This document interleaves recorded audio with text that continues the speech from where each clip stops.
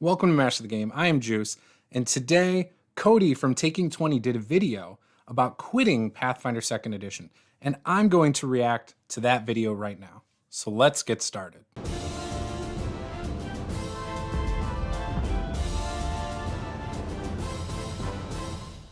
Earlier today, I had the opportunity to watch this video in its entirety, and I had some thoughts on it. First of all, I do want to say Cody is somebody who I do consider a friend.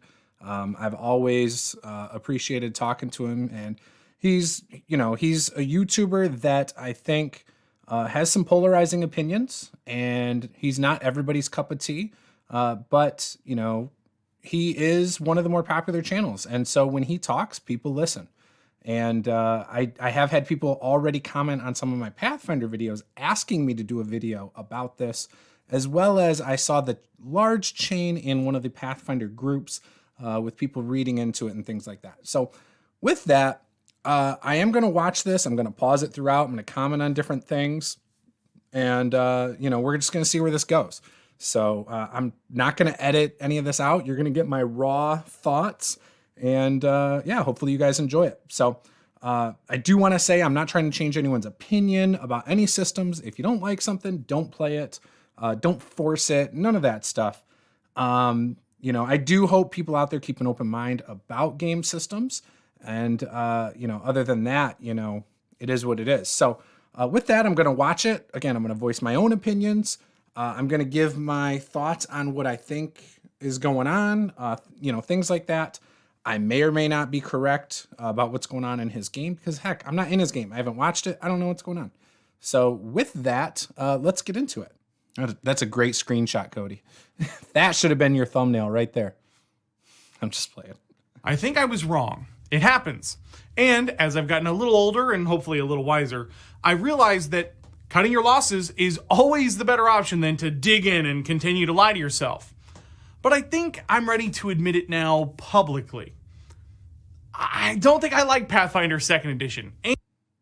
Oh, so considering he did a video a while back comparing 5e to Pathfinder and said Pathfinder 2nd Edition was better than D&D 5e, that is what I believe he is talking about here. Just, and I did watch that video a long time ago. I think I've watched it a couple times.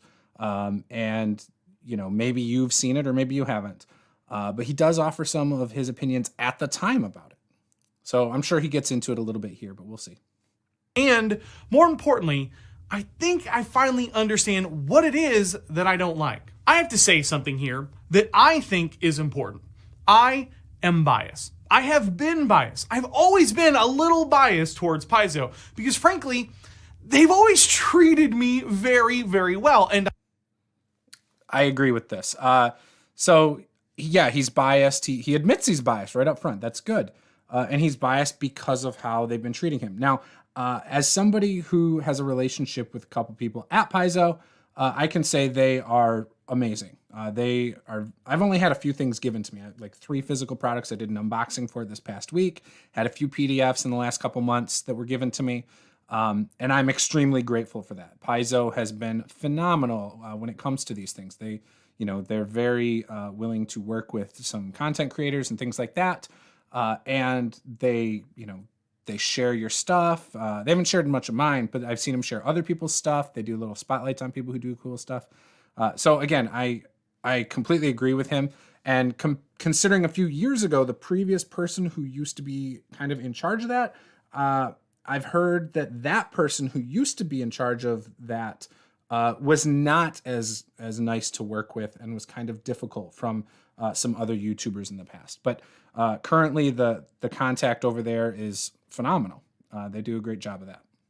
And I mean that. I mean, as an example, I sit here with 250,000 plus subs after years of being a brand advocate for D&D, and Wizards of the Coast could not care less than they do. I mean that. True. They literally won't even send me a new book. I mean, even with Tasha's, you could see that they sent out books early to dozens of Twitter peeps with a few thousand Twitter followers. Now, so Cody does have it. So Cody's a very competitive person. I know this up front. I know how he is.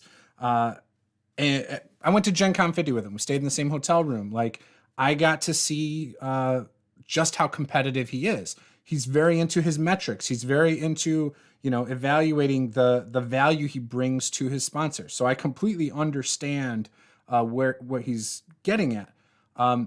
Is he a bit jealous sometimes? Yes. I don't know if he would call it jealousy. I know I've felt the way he does about other things. And it's definitely a little bit of jealousy on my part on those things. I've seen other YouTubers and stuff that were smaller than me that have had opportunities that I didn't get. And it's only natural, I think, for some people to feel that way sometimes. Does it sound like, sour grapes? Yes, I agree. It does. But at the same time, I don't think that's the point. His point is he's trying to show that while Paizo has done a good job of taking care of him and Wizards has not, he still tends to lean towards Wizards of the Coast. That's all I think he's trying to get at here. So he's trying to show that his opinion on Pathfinder isn't because, he's being paid by Wizards of the Coast or anything like that. It's literally, this is his actual thoughts and opinions. Now, before people lose their cool, I'm not saying that I'm some savant because of my subscriber count. I'm saying Wizards clearly is sending out books to influencers, and I ain't on that list, if you get my drift. Meanwhile, Paizo has personally mailed me tons of books and continues to send me PDFs of their new products. James Sutter, the lead writer for Starfinder, came onto my channel at just a couple thousand subs here before they even changed the Starfinder logo from teal, that original teal that it was, to the orange it is now. I was even part of the Starfinder premiere, which is something that blows my mind. And True. From Aaron to Jason, Keeley that is, to Owen and James and Dan before they left, and even Bowman and Mona were super friendly to me when I went up and bothered them at Gen Con. Their entire staff is frankly made up of awesome people who have always treated me very, very well. I agree. And in all of my talks with Cody over the years, he has always said great things about everyone at Paizo. So he's 100% spot on here. And that alone, says a lot, because there are people in companies that I also like that aren't always the best people. And again, everyone I've interacted with at Paizo, former employees of Paizo, everything have been fantastic. So again, he's spot on here. And so, why am I telling you guys this?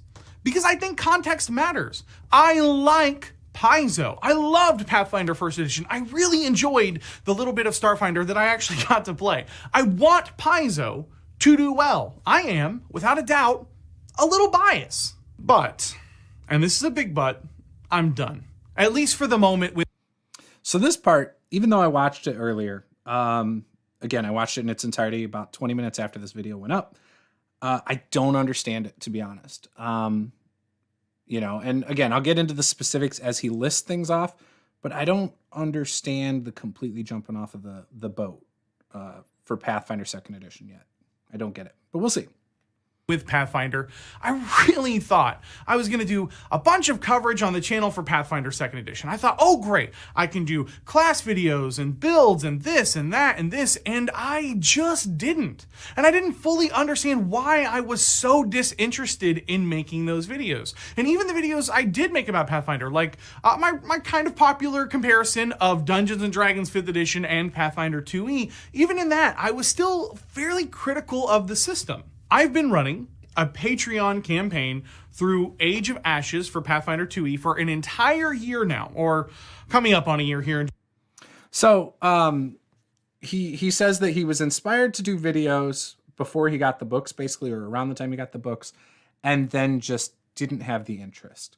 Now, I don't know what was going on in his life at the time. I've had this happen with games before. I've had it happen with D&D 5e. Back Gen Con 50, 2017, I had a ton of motivation to do certain videos. My father died while I was at Gen Con, day one, and it changed everything. Now, it made it hard for me when I got back to get into the swing of things, but my point is real life sometimes jostles what you're motivated to do or inspired to do. Sometimes it's a shiny new toy over here that you get interested in. Again, I don't know what happened to him with that, but he ended up not making the content for whatever reason. Now, he's talking about running Age of Ashes for a year. I have not played this. I haven't read Age of Ashes. Would love to. I hear it's actually really good, especially the later books in it. But I also hear that it's extremely difficult, especially early on in the campaign. And I've heard some people say, well, it's difficult because it was being written while the game wasn't even out yet fully. And so people have speculated that is why. Maybe that's why. I don't know. So you got to know going into it, this is a deadly campaign. Right off the bat, it's going to be difficult for players early on at least. So I don't know if that's his problem. It sounds like there was a TPK at some point, but let's hear what he says. In just a few weeks. And I finally understand why. I think I understand why. I don't care for the system. For me, it can all be summed up with 3 words. Illusion of choice. I don't know about you guys. I'm going to mute this so it goes through the ad, but the illusion of choice, he says. He believes that is why he doesn't like it. And unfortunately, there are a lot of games that have this illusion of choice that I think he's referencing. The problem is in Pathfinder 2e, you do have a choice. And, we're going to hear what he says here about it. But again, I don't believe it's just an illusion of choice. So let's see what he says. The one thing I loved about Pathfinder 2e was its combat. I love the idea of 3 actions, the way that spell casting with multiple actions work. I actually liked the active defending and the way the attack of opportunity were handled and changed from 3.5 in Pathfinder 1st edition. I loved the idea that I could make 3 shoves in a turn if I wanted because that's how the action economy worked. And to be honest, at lower levels, the issues that eventually creep into the game aren't there yet. At lower levels, the combat still feels maybe a little bit frustrating with the multi-attack penalty, which I did mention, but that's about it. Everything else still feels pretty decent, if I'm being honest. Yeah. But as the players begin to level, patterns emerge. And when I say patterns, I mean cookie cutter patterns, regardless of how the combats begin to take shape, regardless of the variance in enemies and backdrops and surprise ambushes or dockside brawls or dragon totems out in the jungle, the players all do the exact same thing over and over and over and over again. Why? Now, he's saying that the players do the same thing, and I know what he's referencing. Like he's saying, for example, if you have a swashbuckler, they do the panache always before they attack. You have somebody who has true strike, they're going to do true strike first before they attack. Like, I get that. But that's no different than any other RPG I've ever played. For example, in other games, they fireball the party. Or not the party, but the enemy. Or at lower levels, they'll use sleep as a spell, especially in older editions of games, because those are the go-to powerful spells. I know in a second he says it's not power gamers that are to blame, it's the system, but I don't agree with that. I don't agree with that at all. I think this is a group issue. And, again, I'm going to let him get into this, but again, you see the same thing with like any class. It could be a fighter in a game where they run up and just hit it with their sword over and over again. They don't reflavor it any other way. They don't try anything creative that's not on their character sheet, because that's the other thing. If you have a group that's real creative, I think it makes it less boring. Why? Because that's how they built their characters. And I came up with a great analogy when talking to my brother about it. Pathfinder 2e plays like an MMO with rotations. If anyone watching this has ever played World of Warcraft or Star Wars The Old Republic, you'll know exactly what I mean by this. If you haven't, what I mean is there is an optimal set of actions that you need to do over and over and over again to perform well. For my swashbuckler player, it's tumble through, panache, sneak attack, confident finisher, over and over and over again. For the ranger, it's hunt prey, hunted shot, throw in a third shot that usually misses. My druid player just this week asked me if they could go back and retcon some of their character abilities because they were getting bored just turning into dinosaurs and dragons to bite and claw things over and over again. I mean, Again, he's saying that his players are doing the same thing over and over again. And like his ranger doing the same 4 things, his swashbuckler doing the same 4 things, his druid changing into the same couple creatures. That's a player thing. That's a group dynamic thing. That's not a system flaw. There are other things they can do. They can try to be more creative in trying to get around obstacles or through obstacles. They don't have to do the same things over and over again. But again, you see this in other games. You see it in 5e. You see it in Pathfinder First Edition. The same feat trees to get like, monkey grip and do this. And you see the same stuff over here. This happens in every RPG. And I think if he's got issues with it, don't penalize the players for it, but encourage them to do other stuff. Give out extra hero points. Like there's things built within the game you can do. You could also, maybe integrate some house rules that penalize some of those things. If it's too hard, say the module's too hard, you can do a little bit more work as a game master to make it a little bit easier. So they're not going for the optimal things. And now they're doing something more fun, more creative, or just trying other things. There's a lot of things you can do here. But let's get into more what he's saying. Druid. Historically, which is to say since 3rd edition D&D back in 2000-ish, has been one of the most versatile classes in the game. Here we are 20 years later in Pathfinder 2nd edition. The illusion of choice is so overwhelming in a system built around combat, let's be honest, it is, that it's quite literally boring my player. And before you dismiss what I'm saying here as hyperbole, let me give you some additional context. Back at the end of Book 2 of Age of Ashes, my players TPK'd. Something I haven't had happen in a game in 22 plus years behind the screen. I've had plenty of character death, but never a complete wipe before. And so this Druid player is already bored of his character just between the levels of 9 to 12. That's how little choice they feel they have after initiative has been rolled. That is... So 9 to 12, I don't feel like classes have really hit their peak yet of interest. To me, looking through a lot of the books, a lot of the feats that get really interesting, in my opinion, are a couple levels after that. Some of the high level ones aren't that interesting to me, but you're level 13-ish, that range. So basically the end of the book he's talking about, that's when I think you get some really cool options. And the other thing that it doesn't sound like his group is doing is taking on the archetypes. That's a whole nother level to Pathfinder 2nd edition that is awesome. Like his druid could take an archetype whenever he wants at this point, right? And as long as he meets any prerequisites, and he's going to now have some other things he can do. It's not going to hurt him in his druid class like other game systems do. So I feel like there's a lot of things they still can do. And I don't know if they've probably had these talks over the course of weeks. And again, he's been playing with this group for about a year, he said. So, obviously he has more firsthand experience with it. I don't know what they've tried. But it sounds like there's opportunity there still to try a couple more things. But yeah, let's hear more about what he says. Staggering, guys. That is staggering. We've moved from tier 2 into tier 3 play, and the player's character doesn't even have enough in the tank to keep them interested in a system built around both combat and character customization as its strengths. Why? Because of illusion of choice.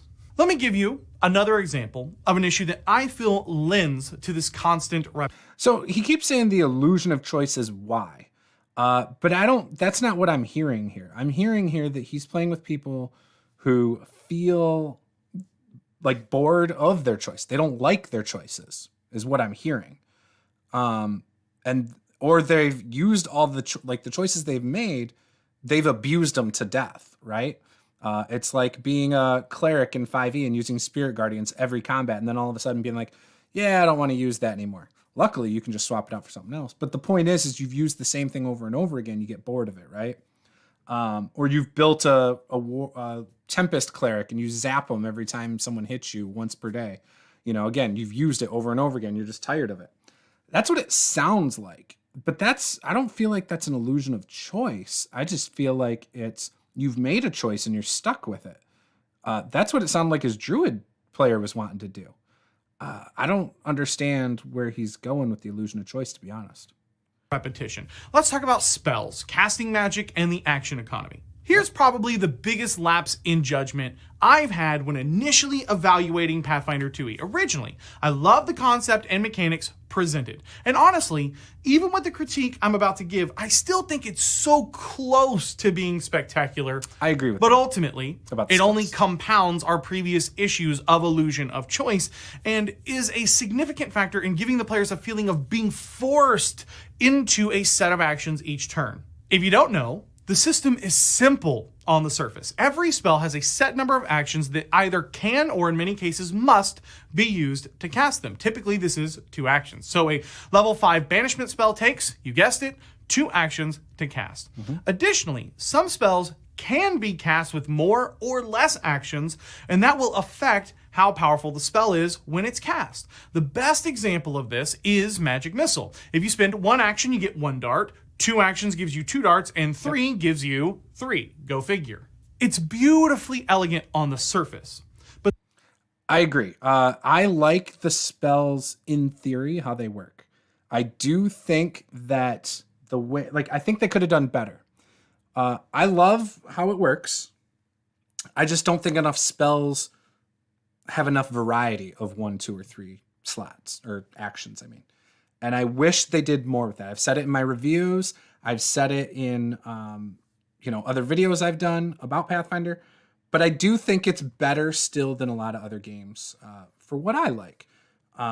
But not by much. I think it's almost a wash, right? When it comes down to it. For example, I like how 5e spells work. How you can just up them to whatever level you want. And, is really, if you have a spell slot there, you can cast that spell at that level pretty much. Whereas Pathfinder, it's a little bit harder to do that. You got to prepare the spell in that slot or whatever. And on top of that, the actions, the action economy of it, a lot of spells are just, no matter what, 2 actions, or no matter what, 3 actions. And, obviously Magic Missile's not. That's a good example of what I wish all the spells were like, or more spells were like. Healing, I think the way that the healing spell works, again, I wish more spells used up a single, double, and triple action. But the issue is, no matter how many actions you use to cast Magic Missile or a similar spell, you still spend the exact same spell slot, which, going back to the point I'm driving home in this video, leads to exactly... The spell slot doesn't bother me at all. It's just the actions of it. 0 players using the spell without its full set of actions. Anything less than 3 is literally less efficient. And Pathfinder 2nd Edition is all about maximizing and efficiency. That part I don't agree with. If I'm running a homebrew game, I could run a campaign that's going to feel great with the right group. Sounds like he wants more of an immersive RP style group where people sometimes take the less optimal action in order to just tell a fun story or have a good time at the table. That's what it sounds like he's saying. And because of the campaign he's running, because of the group he's playing with, that is not possible. Because again, the campaign is too difficult. The players feel like they need to optimize, and he can't explain to them why they don't need to optimize. And he isn't willing to tweak it enough to make them feel like they don't have to optimize. That's my opinion based on what he's saying. Again, I don't know. I'm not in his group. I don't know what they've tried. The biggest reason, however, might be the one thing I've talked about with a fiery passion of hatred before, feats. I don't know how I got sucked into forgetting just how much I hated what feats did to the game in Pathfinder 1st Edition, but damn! Even with the feat buckets, there is still a sense of builds. Even with feat buckets, which I've praised in the past as being a better option than traditional feat trees, and I do think it is better than Pathfinder 1st Edition's pure feat trees, ultimately still has more holdover than I originally thought. So I don't have a problem with how the feats are. I actually really like how the feats are. I think they've done a great job with it personally. So again, non-issue for me. You can tell. You can absolutely tell that the players are creating synergies between their character options. And I mean, it's good. That's not some big secret. If your group is building synergies between each other, that's awesome. That's teamwork. I don't get that vibe in 5e as much, that players synergize each other that much. They might try to fill certain roles like, oh, we need a healer, we need a magic user, we need a rogue, and we need some kind of frontline character. But I don't see a lot of them actually say, oh, you got that spell? I'm going to do this spell because it works well with that. There's opportunity there to do it, but I don't see it that much in the 100, 200 games I've played and ran of 5e, for example. I haven't seen it yet in Pathfinder 2nd Edition as much, but I would love to see a group doing that, to be honest. But oh shoot, I don't mean to do that. Nor is it unexpected. I mean, come on. That's the most obvious headline for a newspaper ever. Quote, gamers make good character for game they're playing, end quote. I mean, come on. It's not their fault, and dismissing them as just simply power gamers is a very lazy opinion. I don't think that makes But the way that feats still synergize in Pathfinder 2e... that just makes them an optimizer. There's nothing wrong with that. Like, there's nothing wrong with building optimized characters. In any game, it comes down to how you play it. And it sounds like his characters are playing it in an optimal way and not in character as much. Or maybe that is in character. I don't know. All do one thing. They push the players towards a set of action to utilize those synergies. That's it. And when the players don't do the things that their characters are the best at, they are literally purposefully playing suboptimally. AKA, these feats, even from pools and not direct feat trees, are creating an illusion of choice for my players, which is... So he's upset that a character might choose something suboptimal and they're not going to be as optimized, is what I'm hearing. I don't think you have to... I don't think that's an illusion of choice. I still think it's a choice. If I want to play and make suboptimal choices, that's fine. This isn't just a game. It's a role-playing game. You can role-play. Now, if you think about it in these terms. In real life, right? You have professional MMA fighters fighting each other. They have their optimal choices, right? Like some guys are really good at, ground and pound, whereas other guys are really good at like the haymaker knockout punch. They still mix it up. They still do the other stuff. They still practice their jujitsu if they're a knockout punch guy. They still practice their wrestling moves, whether they're trying to get guys down or not because they're a stand-up fighter. Like, so in real life, people make suboptimal choices. They work on their weaknesses and stuff. So again, I don't think this is a valid critique of the system, per se. That's why, after a year of Pathfinder 2e and 2 sets of characters, I see them taking the same actions over and over, regardless of that variance of circumstances of the combats that they've been engaged in. And all this leads me to one conclusion. I want to quit playing Pathfinder 2e. I don't enjoy it. It doesn't give me that buzz and excitement that I get from playing other games.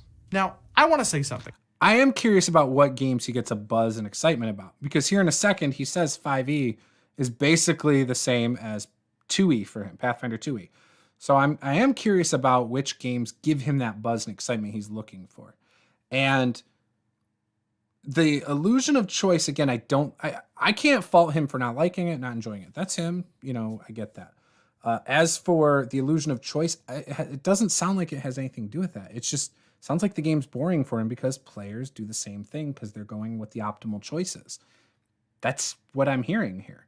Whereas if he's playing with a group that's taking suboptimal choices, doing other things and having fun and maybe running from combat when their suboptimal choices aren't working, or they're using different tactics, maybe smarter tactics over just the optimal choice in combat of running up, standing there within 5 feet of something and just doing it over and over again. Like, it sounds like he needs some variety in his combat, and he's not getting that right now. That's what it sounds like to me.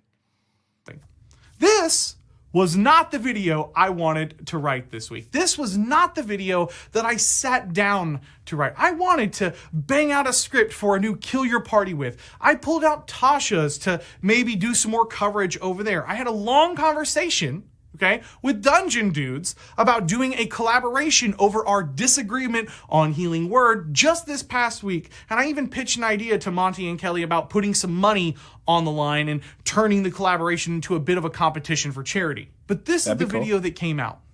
And the only explanation I could think of as to why I literally couldn't get my fingers to type anything else other than this video was because I have such a passion for Pathfinder and even Paizo. And I'm still so disappointed in the direction that 2E took. The system is so crunchy. And the only thing saving us from the tedium of that... So is the system crunchy? Yes. It's crunchier than Dungeons & Dragons 5e. Do I prefer crunchier systems over simple systems? No. But I don't think it's unreasonably crunchy. From my experiences playing it, reading it, it doesn't seem extremely difficult to get. But yes, there are simpler systems out there. I can't disagree with that. Crunch is good bones for combat. But after giving a year of my life to this game, I feel like even the combat has begun to let me down. And let me get ahead of the terrible comments that are going to be dismissive, saying, well, Cody, Pathfinder is a system all about crunch. You just want to tell stories. Or what did you expect? Paizo makes crunchy games. To which I'll say this. If you think that all Pathfinder First Edition cared about was the crunch, that tells me you don't know your history in role-playing games. When Wizards left 3.5 behind for 4th edition and caused all that drama with their licensing for their third-party companies, Paizo didn't just make a crunchy 3.5, it did the opposite. It literally did the opposite of that. It simplified the game, even if only a tiny bit. It made the game easier and faster with changes to spot and listen and how initial skills were handled. And when you get feats, while at the same time still staying close enough to 3.5 to allow people to at least continue using their old book collections. And just because I find this fascinating, the snapshot in time when Pathfinder was the #1 selling game in the world, and it had supplanted Dungeons & Dragons, at that moment, Pathfinder was the least complicated version of D&D available on the market. It was easier to understand than 4th edition, and while it sold more books than anything else. And it never fell out of that top spot. Is that because... So he's implying that it's because it was easier than 4th edition. That's why it sold more. And that's not why I think it sold more. I just think people were attached to 3.5. They liked 3.5. They had invested a lot of money in third party. But I don't know. I'm not an expert on that. And he was playing those games in that time. I was not. I didn't join in on 1st edition Pathfinder until 2014 or 13. I think it was late 2013. And I liked it until 5e came out. But I didn't necessarily like it because it was easier than 4th edition or 3.5. I liked it because I saw some YouTube videos on it, started watching them, and gained interest in it. And that's what pulled me out of being strictly into a single system before that. So, yeah, I don't know. Maybe that's why, but again, I don't think that's why. Until 5th edition was released in 2014, which then became the easiest. The other thing he was mentioning is that, he's saying that it was built on the fact that you could role play it, right, and tell stories. I don't think rules change that in any way, shape, or form. You can play the crunchiest system and role play your ass off. So again, you could play 4th edition, even though there's not a lot of rules built in for role play, and you can role play. So I've known people that did it. Again, I've done it in other crunchy games where the mechanics don't lend themselves to role play. And I actually think Pathfinder 2nd edition has a lot of flavor text that does lend itself to role playing. And I've seen it already in games I've played where people role play aspects up based on mechanical choices. And that's one of the things I love about it, to be honest. So far, I'm not agreeing with that. A lot of stuff I don't agree with him in this video about. Version of D&D to play and reclaim the #1 spot. And I have a lot more to say on this game. I have a lot more I want to say about the structure of the... Honestly, I would love to see it. I hope you do some more videos, to be honest. I would love, now that you've given up on 2nd edition, Cody, I would love to see you do a new review. A review of a former Pathfinder 2e game master and player. That's what I would love to do. I'm also curious, it sounds like you've been running a game for a year. How many games have you been a player in? Because I think that might also change your mind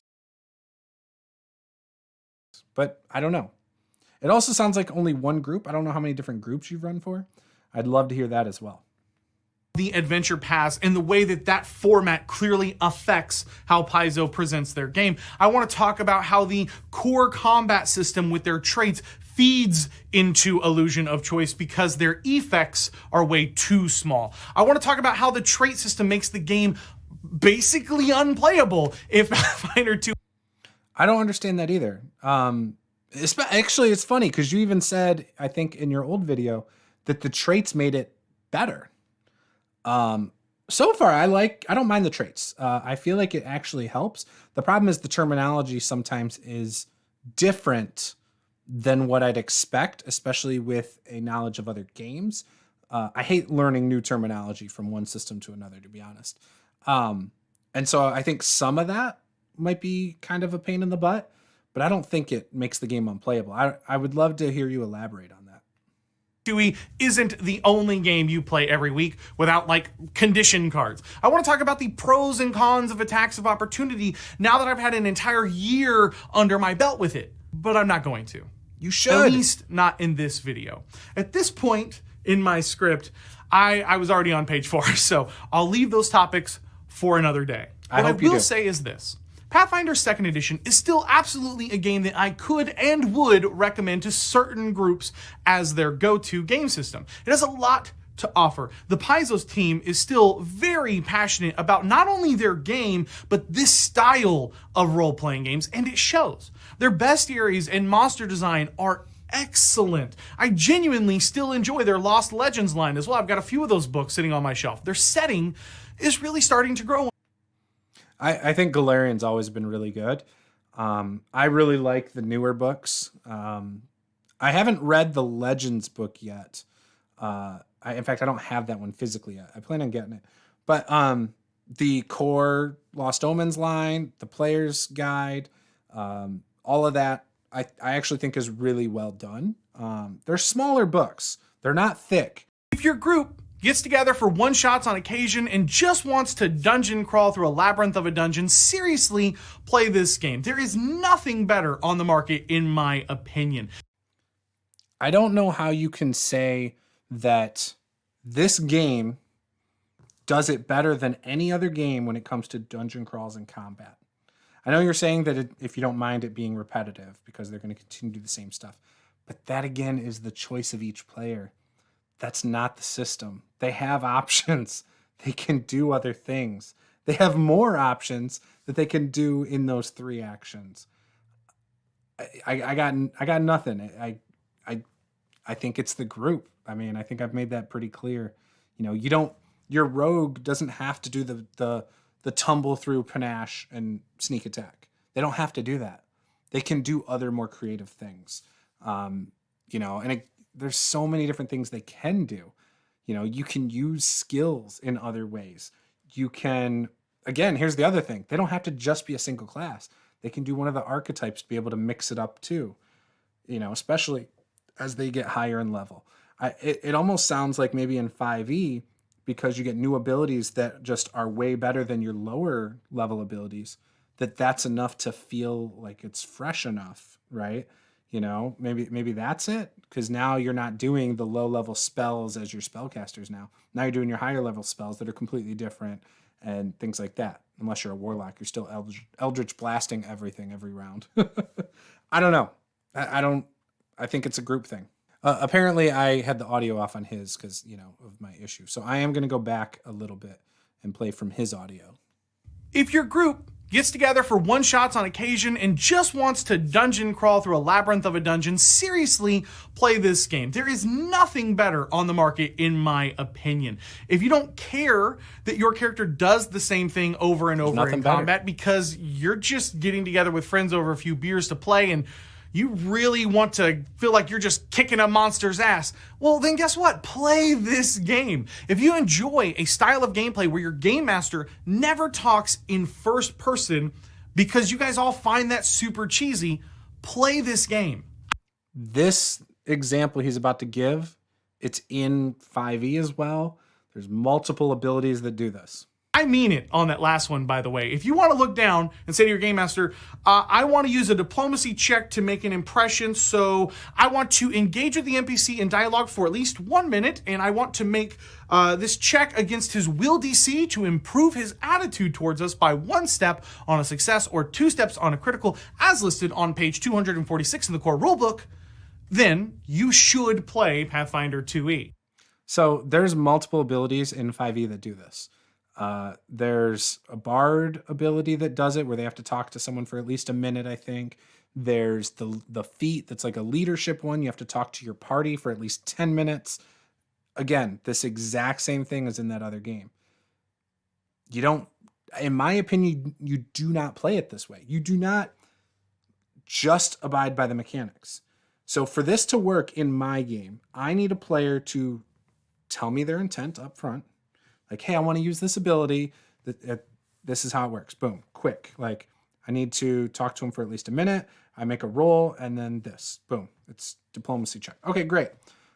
Now, what are you saying to them? Let's role play it out. And you role play out the conversation. And if at any point it's unbelievable, you don't even ask for the roll. That's how I do it. That's how I've always done it. That's how I think everyone should do it. Now, again, you might have people that want to paraphrase what they're saying because they're not comfortable role-playing. That's fine. Go with that then. But you still need a justifiable explanation other than a mechanical one.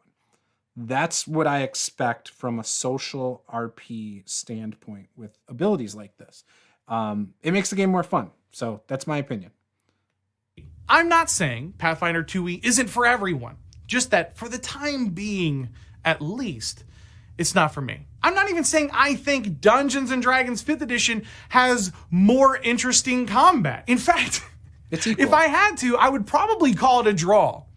The thing is, though, if my choice is between a slightly unsatisfying combat system that feels repetitive and another slightly unsatisfying combat system that feels repetitive, and those are my two choices, then I'm going to pick the one that's less complicated, so at least I have more time to roleplay, which I also enjoy.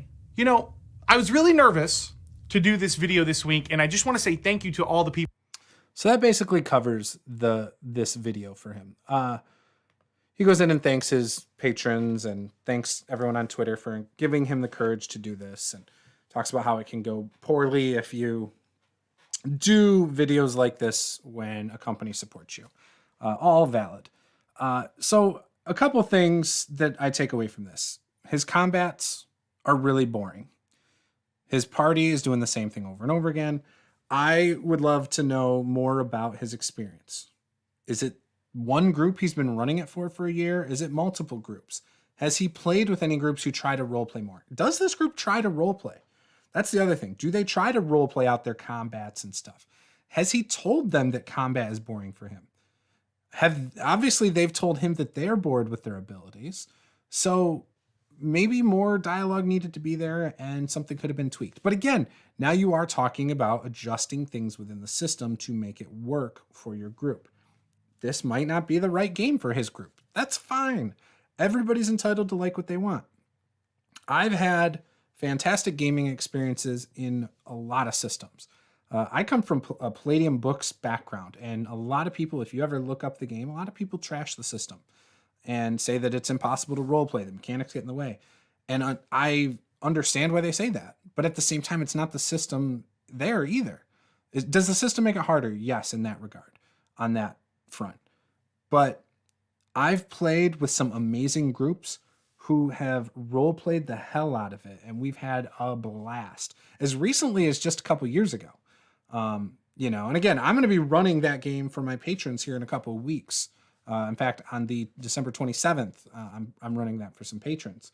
So again, you can have fun in any system. I actually think the group you play with is 10 times more important than the system you use. That's my personal opinion. I play D&D 5e. You can see my books up there. I play Pathfinder 2nd edition. You can see my books up there. I play old school D&D. I play all sorts of stuff. I have Savage Worlds, which, I've got that. I've got, all sorts of other games that I'm willing to play. A lot of them overlap. A lot of them are still fantasy and stuff. I still have fun. The system is just a small amount of the fun. The group makes it far more interesting, in my opinion. I would love to hear more about what systems he thinks are better for him, that he likes. I've seen him do videos on Warhammer, I believe. He's done videos on 5e, Pathfinder, Starfinder. So again, I would love to know what systems do it for him. And I would love to know why. And I hope he'll do a video like that soon, where he just elaborates on what he thinks is his best system. Because, in the search for the perfect system, I don't feel like it's out there necessarily. So right now, if you were to ask me my perfect system, it probably is between D&D 5e and Pathfinder 2nd Edition. I love the choices, not the illusion of choice, but the choices that Pathfinder 2e gives me. But I do love a lot of the simplicity of 5e. I do. But I like Pathfinder 2nd Edition. I'm having a lot of fun with it. We actually this Friday have a game, Fall of Plaguestone. If you guys want to come check it out, go ahead. We are pretty early on in it. It's a short adventure. It's only 64-page booklet, but we're still very early on in that. And playing with mostly noobs. So again, it's been a lot of fun. And I'm not even going to sit here and say like I'm an expert. I am not a Pathfinder 2e expert. Cody has far more experience with the system than I do. But again, I think a lot of the things that I'm hearing from talking to people over the years, I've heard these stories before, but I've heard them about other systems with their players. And it always comes down to the group. I've played, for example, Palladium books with people who said they had played it before and it was a terrible experience. And they have had a blast in the groups we were playing with. And that wasn't me running the game either. That's not like me saying, well, I'm just this superior GM. I'm not. But we had something special with the group before, and they came and played with us and had a blast. So again, I think that's what Cody's alluding to. I don't know the ins and outs of his background conversations with people, but I wanted to do this because obviously him having the influence he has in the community, he's got 255,000 subscribers. He has people who are going to hang on to every word he says, and they're going to buy into it. They're going to start analyzing it through his eyes, and they're going to say, yeah, I don't want to play Pathfinder 2e. It's just an illusion of choice. I don't have a choice. And I'm here to say I don't agree with it. And if you agree with it, crucify me in the comments. I don't care. You can tell me that there is no choice, and I'll sit there and still feel like I have the choice. The illusion is strong on me. I'm not making my will save, my willpower save or anything. So I still think it's a great game, personally. And I can see why it's overwhelming for people. That's still, I think, a critique for newbie people getting into it. But again, I don't feel the same way. So, and this is not because they've given me a few books. It's because I've always liked choice. I didn't start getting into Pathfinder till this year. But my interest in 5e, for example, has started to wane a couple of years ago. Sometime I would say early last year, I felt like, I don't need all the books. I was like, I want more choices, but buying this new book isn't going to give me what I want. It doesn't give me the type of choices I wanted. And so again, that's just me. But I would love to hear your thoughts. Again, give me a comment below. Cody, if you're watching this, I respect your opinion. Obviously, you're entitled to it. I would love to talk to you more about it and understand exactly what you mean. Because I think you touched on some surface things. I don't know if you got really into it about some of this. And I think there's some things you could have elaborated on. So I do think some of my opinions might even be out of context. And so again, I would love to hear your deeper thoughts. Maybe it's something we could talk about. And So with that, guys, this was Master the Game. I am Juice. Game on.